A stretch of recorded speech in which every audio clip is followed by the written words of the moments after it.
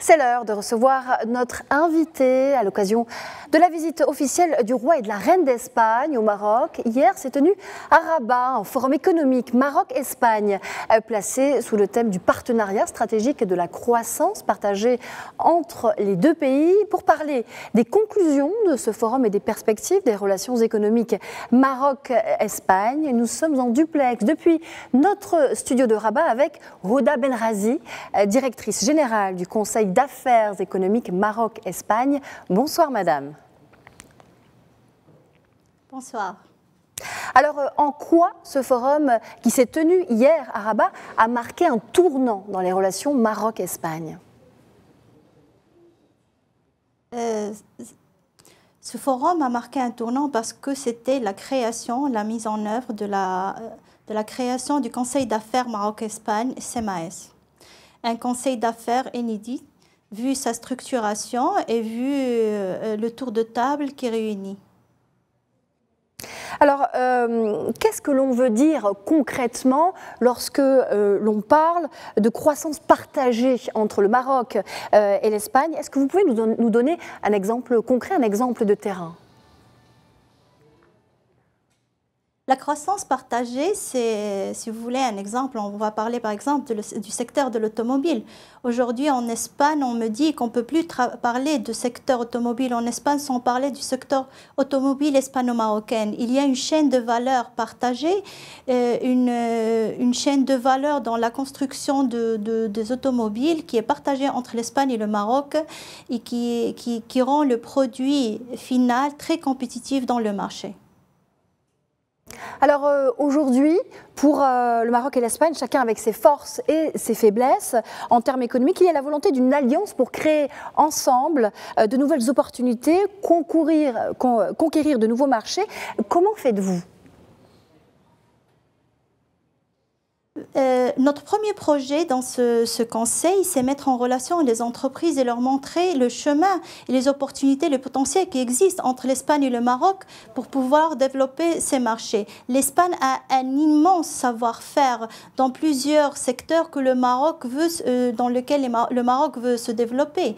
En plus de ça, le Maroc a acquis une expérience inédite importante en Afrique, un marché peu accessible pour les Espagnols et les entreprises espagnoles. De même, les entreprises espagnoles, ils sont très présents en Amérique latine. Aujourd'hui, j'ai beaucoup d'entreprises marocaines qui me demandent, qui voudront l'aide de l'Espagne ou le savoir-faire espagnol pour pouvoir accéder à ces marchés-là. Je crois que la complémentarité dans l'expérience, autant expérience de savoir-faire technique comme expérience dans les marchés, pourrait rendre la relation hispano-marocaine intéressante pour nos entreprises. Alors, Rouda Benrazi, aujourd'hui, pour le Maroc, le Maroc est aujourd'hui la première destination des investissements espagnols en Afrique. Vous estimez que ce n'est pas suffisant. Pourquoi ? Parce que la réalité, c'est que l'investissement espagnol en Afrique est très faible. Être le premier, ce n'est pas difficile. Je crois qu'on peut évidemment améliorer cette présence en aidant l'Espagne à quitter ou à enlever sa peur d'investir autant au Maroc comme en Afrique. Je crois que l'Espagne a beaucoup d'informations, de savoir-faire pour pouvoir le faire. Comme j'ai dit avant, le Maroc a de l'expérience et ensemble, le marché africain serait beaucoup plus facile pour les entreprises espagnoles et autant marocaines. Là encore, l'investissement en Maroc reste très très faible par rapport au potentiel qui existe entre l'Espagne et le Maroc. Selon mon expérience, ce n'est pas seulement parce que l'entreprise espagnole ne connaît pas bien le Maroc, c'est aussi parce que assez souvent, les usines en Espagne sont très proches du marché marocain. Du coup, faire un transfert ou une fabrication au Maroc n'est pas suffisante. Ce n'est pas suffisant de créer des usines au Maroc juste pour le marché marocain. Il est important de les orienter vers des marchés partenaires du Maroc, comme tous les marchés avec lesquels on a signé des accords de libre-échange, notamment le marché américain, le marché du Maghreb arabe et aussi le marché africain. Dans ce cas-là, si l'Espagne comprennent que le Maroc, c'est sa plateforme vers ce marché-là, ce serait beaucoup plus intéressant de convertir ces échanges commerciaux avec le Maroc à des investissements réels. Alors, pour aller plus loin, hein, vous parlez d'investissements réels, justement, mais vous pensez que ces investissements ne sont pas encore suffisants. Comment est-ce que le Conseil voit l'avenir sur ce plan-là entre les deux pays ? Nous, on est là parce qu'on croit dans ces relations hispano-marocaines. On voit le potentiel et notre expérience a montré que le manque d'informations et la peur de prendre contact avec l'un avec l'autre, c'est ce qui a fait que ce niveau d'investissement soit si faible.